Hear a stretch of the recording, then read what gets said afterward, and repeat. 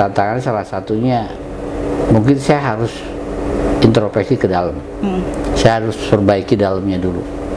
Salah satunya adalah peningkatan kapasitas SDM-nya. Nggak bisa kita mau coba memunculkan figur kita yang bagus kalau di dalamnya masih acak-acak. Jadi tantangan yang pertama saya konsolidasi ke dalam, ya. Baik itu di SDM-nya, baik itu di attitude-nya, baik itu di penguasaan terhadap aturannya atau di penampilannya sendiri.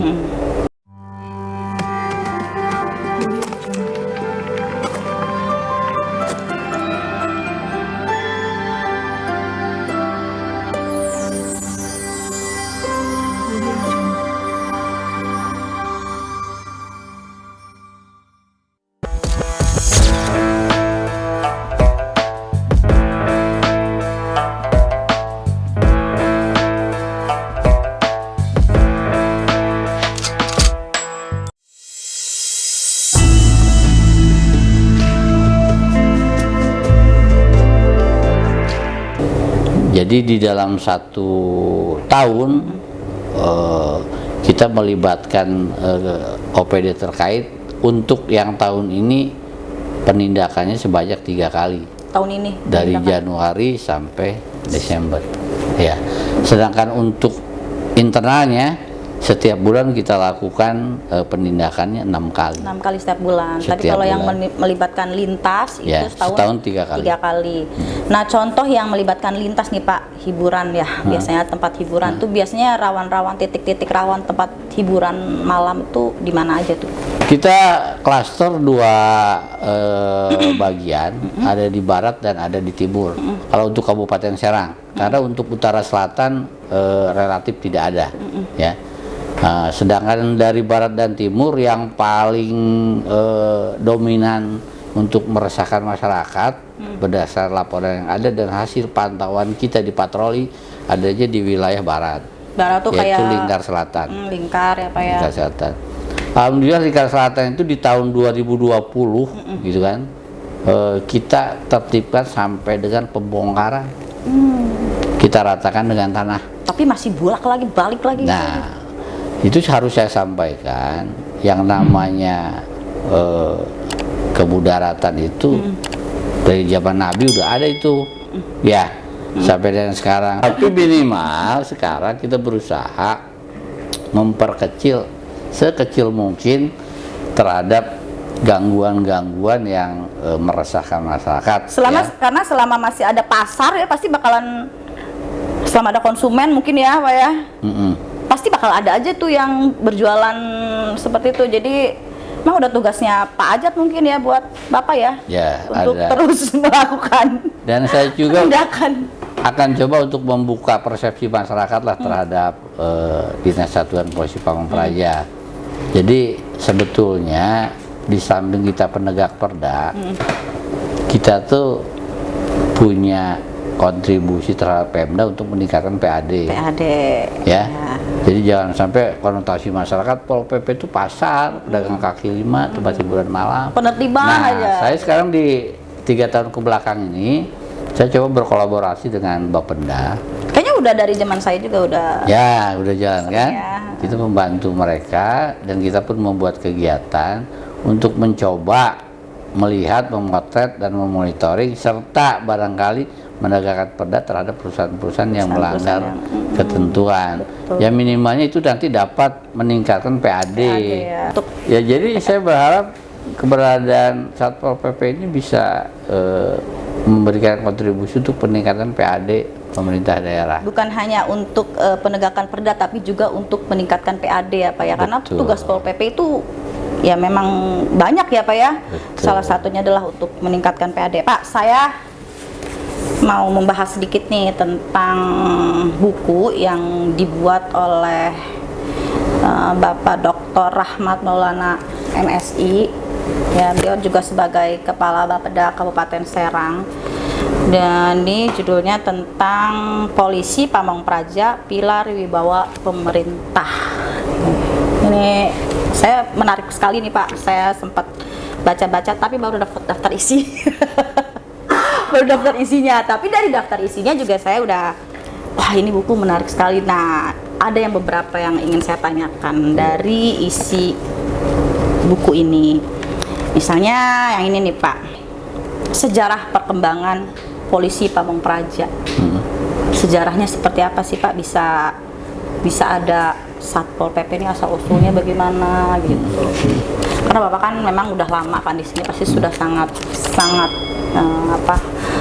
menjiwai dan paham sekali terkait dengan Satpol PP. Jadi Satpol PP itu berawal dulunya ketika zaman penjajahan Belanda.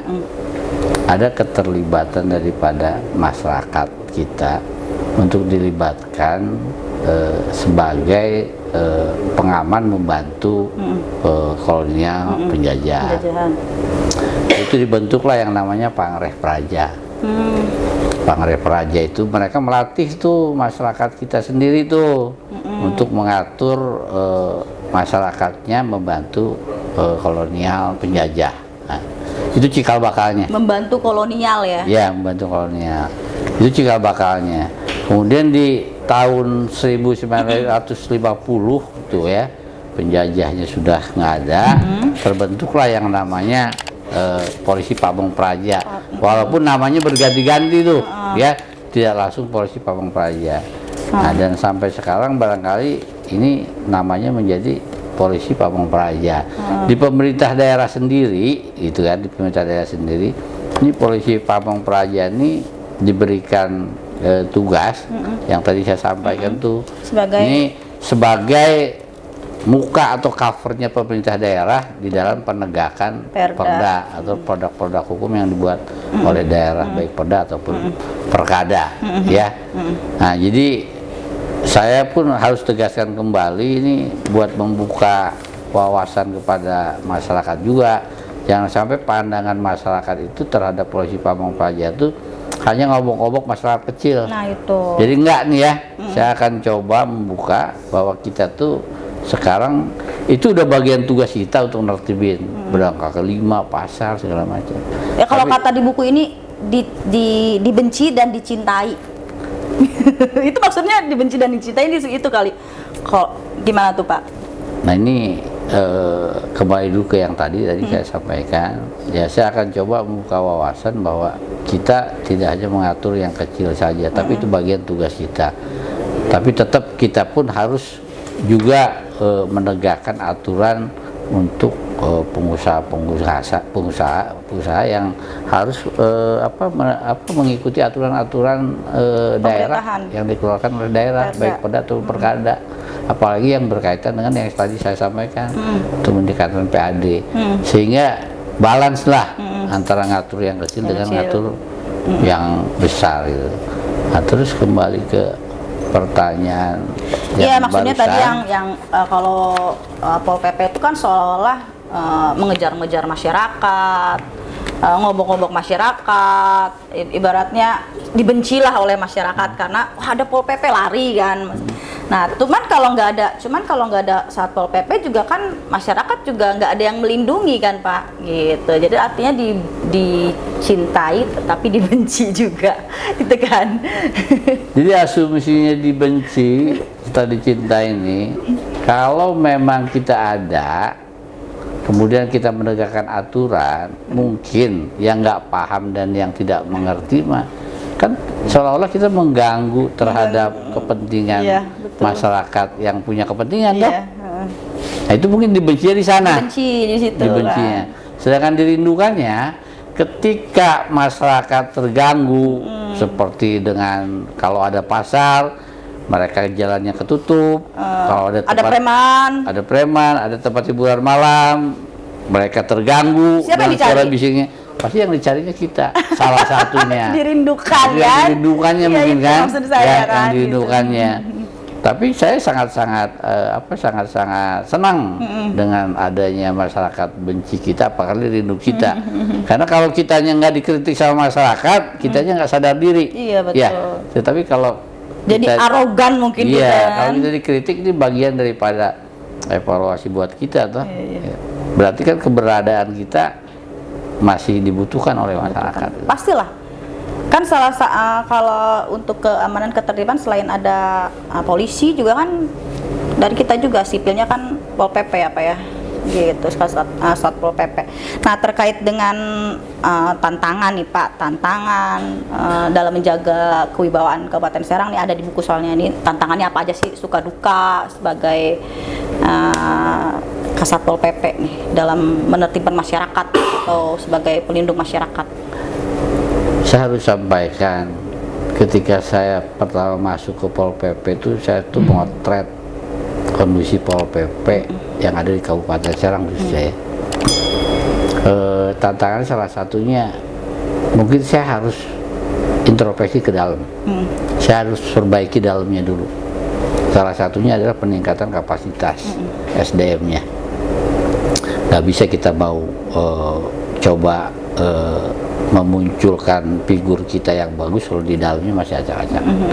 Jadi tantangan yang pertama saya konsolidasi ke dalam, ya, baik itu di SDM-nya, baik itu di attitude-nya, baik itu di penguasaan terhadap aturannya atau di penampilannya sendiri. Nah setelah itu baru saya keluar. Keluar tuh tantangannya banyak. Dalam artian tantangan banyak itu karena kita mungkin sebagian besar banyaknya ngurus orang kecil. Kalau ngurus orang kecil tuh kaitannya dengan perut ya, ya dengan perut.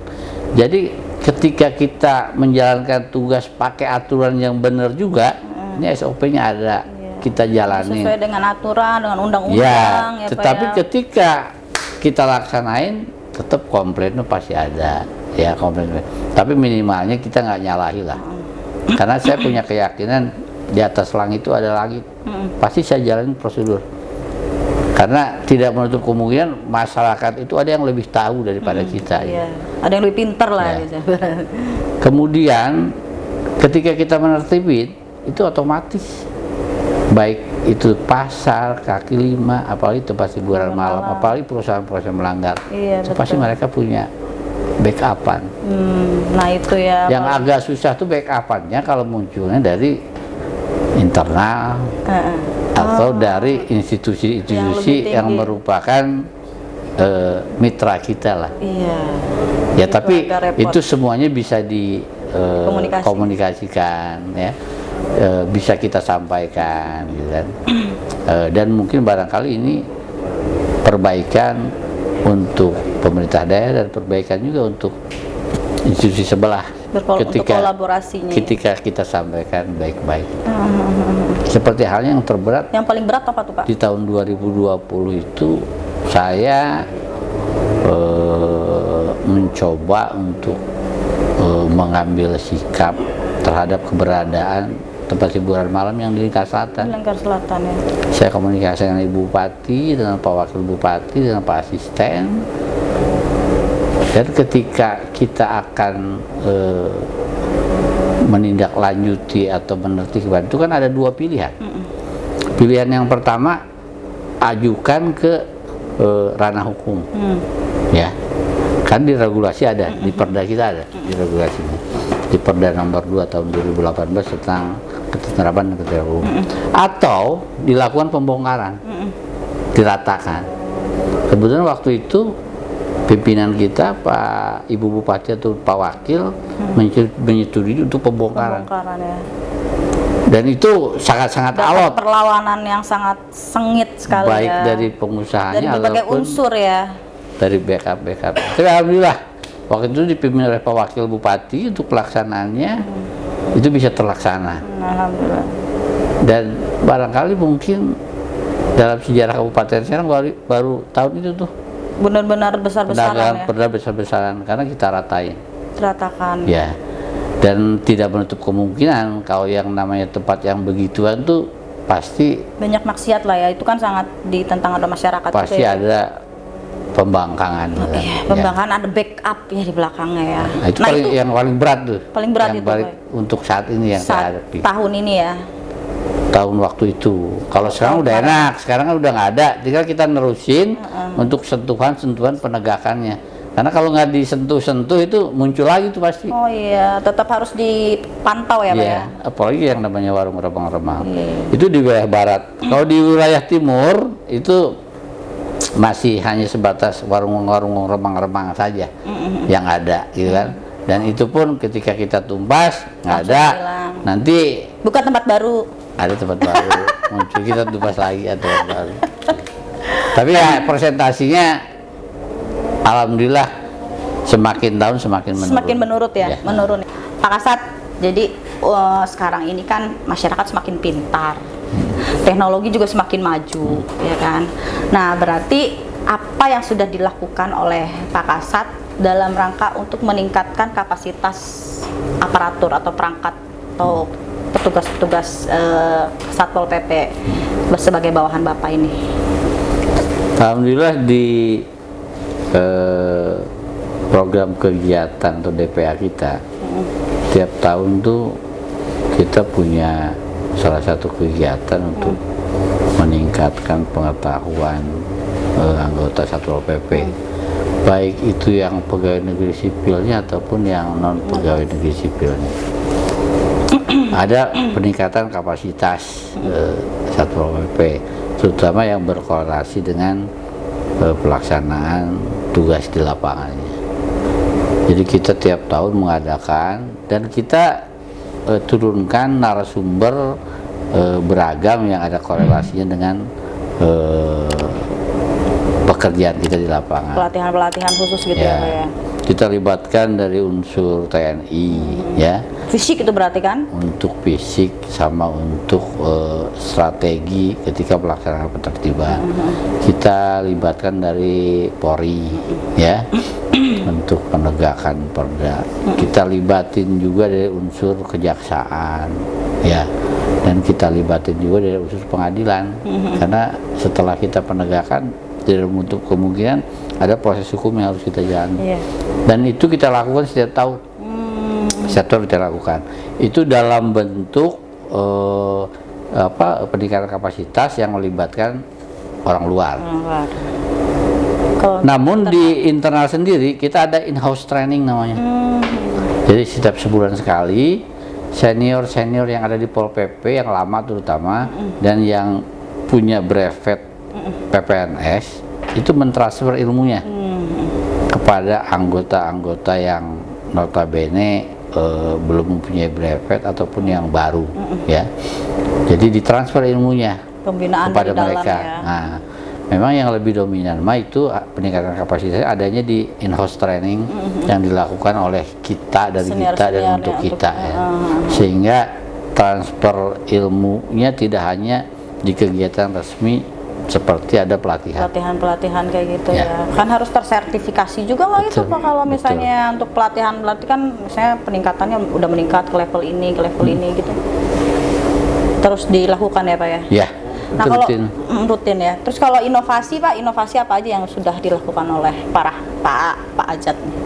Saya semenjak masuk ke Pol PP dari awal tuh memang saya sudah coba untuk memetakan dan membuat inovasi di dalam program kegiatan. Ini salah satunya, ya, yang namanya cegah dini antisipasi dini itu tadinya nggak ada. Jadi ketika kita akan menjalankan tugas tuh sebenarnya lebih baik mencegah daripada kita menindak, ya. Nah, sehingga mitigasi, adalah ya, kegiatan yang namanya baik patroli oleh mobil, patroli oleh motor, ataupun patroli yang dijalankan oleh teman-teman kita yang sambil bersosialisasi dengan masyarakat. Minimal kita memberikan edukasi kepada masyarakat bahwa pelanggaran perda itu terdiri dari A, B, C, D, sanksinya A, B, C, D. Nah, itu kita lakuin. Kemudian kita pun coba berinovasi untuk mengadakan tipiring di tempat dengan tim yang kita undang, ada pihak dari TNI-nya, ada pihak dari Polri-nya, ada dari Kejaksaan dan Pengadilan. Kita tidak di tempat, ya, kita lakukan tipiring, ya, sehingga ketika ada masyarakat yang melanggar selesai di sana gitu, ya, tidak berlarut baju ke pengadilan karena itu kan hakimnya hakim tunggal. Berarti ada denda gitu ya Pak ya? Dendanya itu masuk ke kas daerah. Jadi untuk tipiring itu langsung denda di tempat, berkolaborasi dengan APH ya. itu adalah salah satu fungsi dari Pol PP itu untuk dalam rangka meningkatkan PAD karena dendanya itu masuk ke kas daerah ya Pak ya. Nah, kalau terkait dengan era digital itu kan inovasi dalam secara ke masyarakat secara langsung. Kalau inovasi digital nih Pak, kalau saya lihat kan Bapak kayak punya peta-peta titik rawan gitu. Nah, itu gimana Pak?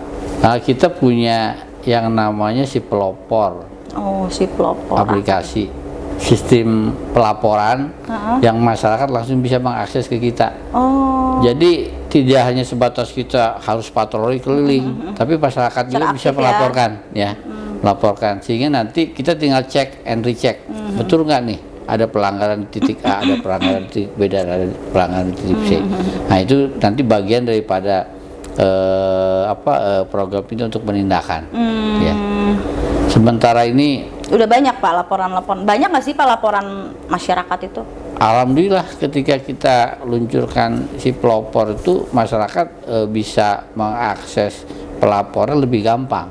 Dan masyarakat kan tidak segan-segan dibanding dia harus datang ke sini kan, lapor gitu kan. Mereka mungkin agak ada yang mungkin jauh dari mana gitu, keterbatasan waktu, keterbatasan anggaran, keterbatasan untuk mereka mentalnya kuat nggak masuk ke sini kan, atau enggak. Takut ya. Iya, tapi dengan ada aplikasi mereka lebih gampang, lebih gampang. Ya. Lebih mudah ya untuk ngadu gitu. Biasanya di daerahnya ada masalah apa gitu langsung gitu ya Pak ya.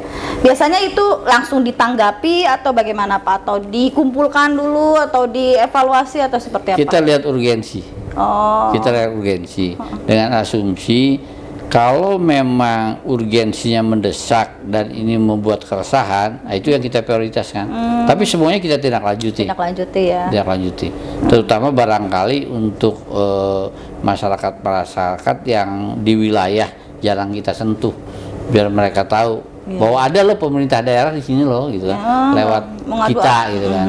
Dan paling banyak sering diadukan oleh masyarakat biasanya apa tuh? Yang paling banyak itu untuk saat ini otomatis pasti sekitar, karena mereka tahunya keterbatasan pengetahuan, Pol PP itu hanya ngurus kaki lima, pasar, sama hiburan malam gitu. Hiburan malam.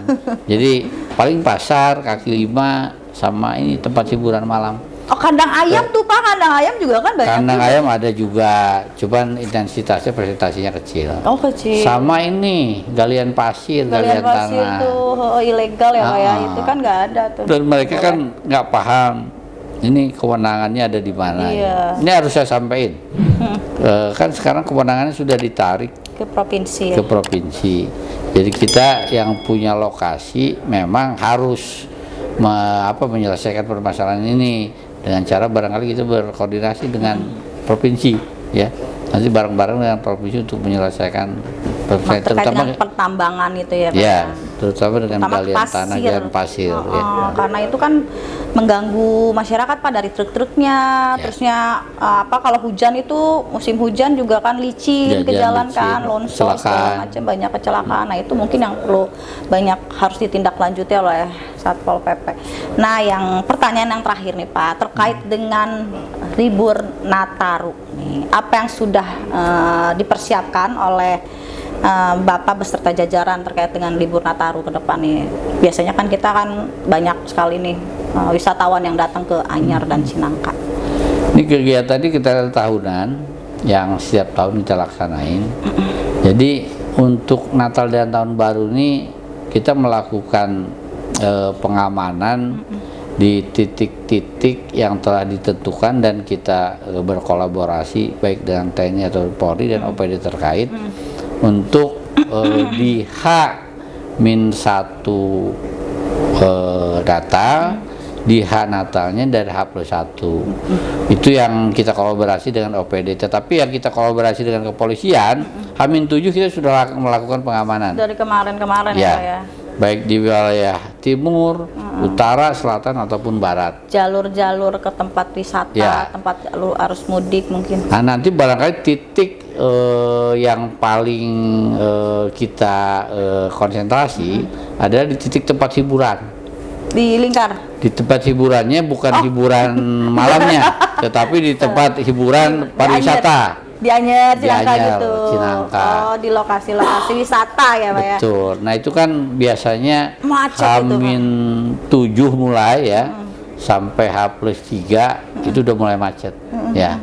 Nah di sana kita turunkan personil cukup banyak, bahkan kita mendirikan tenda untuk personil yang membantu pengamanan, dibuat 3 shift ya, 3 shift 1, shift 2 dan shift 3 sampai H+3 kita lakukan Berarti sampai pengamanan hari di sana. Minggu ya?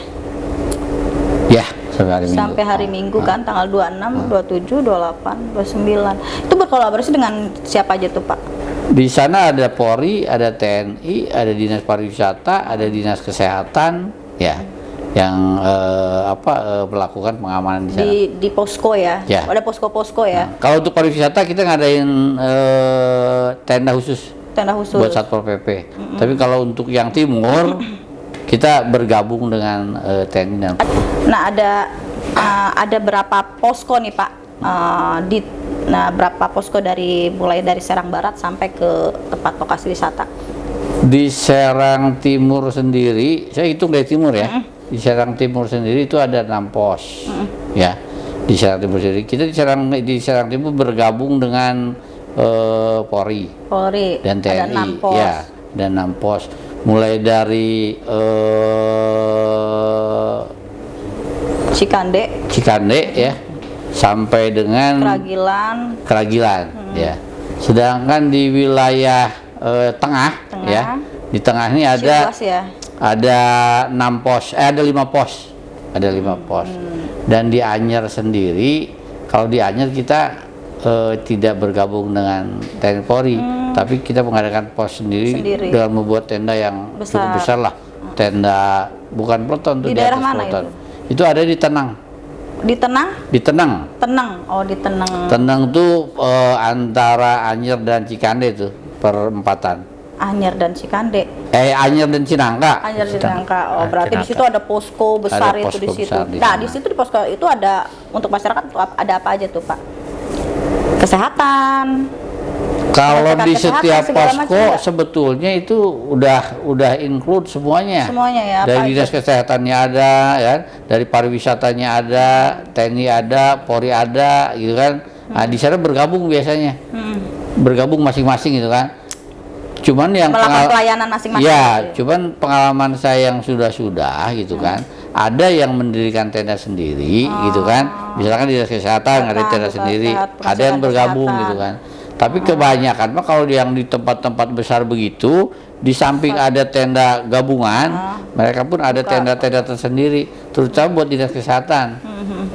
Dikhawatirkan ada kecelakaan kecil ya, yang untuk kan pengunjung macet tuh, datang, kan stres orang segala macam, perlu pengecekan dia bisa melakukan kesehatan. tindakan. Iya, betul. Nah, itu berarti ada 11 posko, 12 termasuk satu yang di Anyer ya, Pak ya. Jadi 6 di tengah itu 5 sama satu di.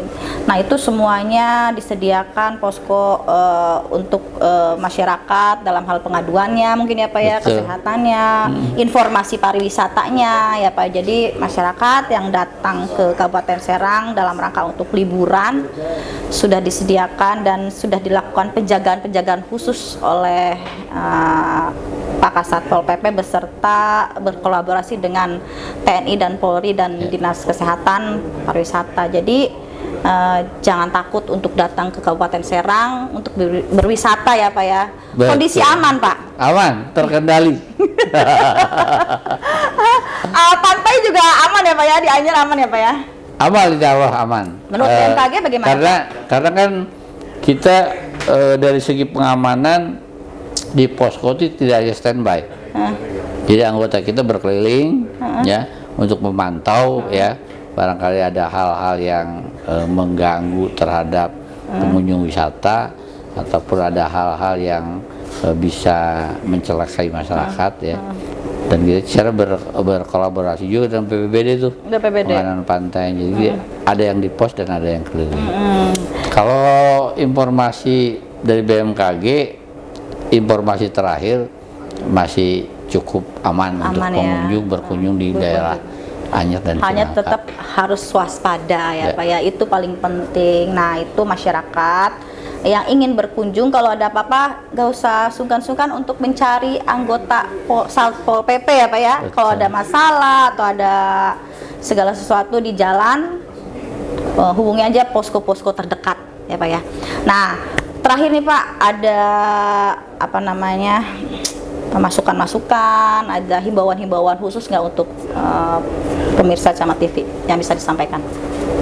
Jadi barangkali saya mau mencoba untuk memberikan informasi serta barangkali pengetahuan terutama kepada masyarakat yang berpandangan kepada Satpol PP selama ini barangkali kurang bagus ya. Jadi saya membuka pintu lebar-lebar untuk saran dan kritiknya, dan saya pun barangkali berusaha semaksimal mungkin untuk memperbaiki ke arah yang lebih baik, terutama untuk Satuan Polisi Pamung Praja dan masyarakat. Mungkin saya berharap jangan sungkan-sungkan dan jangan takut. Jangan takut. Ya. Ketika memang masyarakat membutuhkan baik perlindungan, informasi ataupun penanganan yang berkaitan dengan pelanggaran perda, kita pasti support, kita bantu, dan mudah-mudahan barangkali anggota kami nanti bisa merespon ya secepat mungkin. Nah, ini bagian daripada tanggung jawab pemerintah daerah melalui dinas kita. Ya, tuh pemirsa Camat TV. Jadi Satpol PP adalah pelindung masyarakat. Salah satu tugasnya kan Linmas ya Pak ya, pelindung masyarakat. Jadi Satpol PP itu bersikap humanis dan lebih dekat kepada masyarakat. Jadi nggak usah takut-takut. Kalau perlu informasi itu bisa diakses melalui apa tadi Pak? Siplopor. Siplopor. Kalau ingin melaporkan apa-apa yang terjadi di wilayahnya, silakan laporkan melalui Siplopor. Jadi tidak usah takut, tidak usah ragu untuk mendekat ke Satpol PP. Demikian bincang-bincang saya dengan Pak Kasatpol PP Kabupaten Serang, Bapak Dr. Andes Ajat Sudrajat MSI. Ketemu lagi dengan saya di bincang-bincang selanjutnya dengan tokoh selanjutnya. Assalamualaikum warahmatullahi wabarakatuh. Makasih banyak.